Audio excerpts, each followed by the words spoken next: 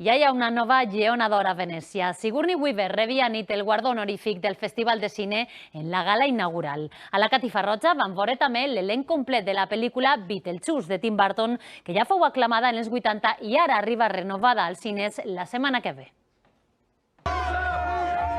Tot i anar de negre i amb ulleres de sol, els flaixos apuntaven a Tim Burton i Monica Bellucci i a tot l'elenc que reprèn papers en Beetlejuice, la cinta inaugural del Festival de Venècia, que està fora de concurs, però augura tot el glamour que està per vindre a la ciutat dels canals. ¿Vamos a hacerlo? Beetlejuice, Beetlejuice, Beetlejuice.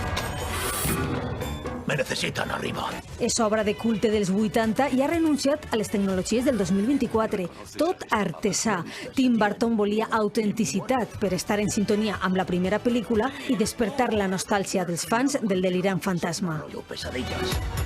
Dichiariamo ufficialmente aperta 81esima edizione della Mostra Internazionale d'Arte Cinematografica della Biennale di Venezia. Al Palau del Lido es donava el tret d'eixida oficial i es coronava una nova reina que, visiblement emocionada, rebia el Lleó d'Or per una carrera que l'ha portada des d'Alien a Avatar, sobrevolant temps i gèneres amb llibertat artística, ha dit, i evitant els intents d'encasellament que té la maquinària de Hollywood. La nit començava una història d'amor amb este lleó daurat que l'acompanyarà en l'avió cap a casa, però també bromejava el seu home li haurà de fer lloc al llit. I sobretot va agrair que el món mirara cada any a Venècia perquè més enllà del negoci diu que ací guanya la creativitat del cine.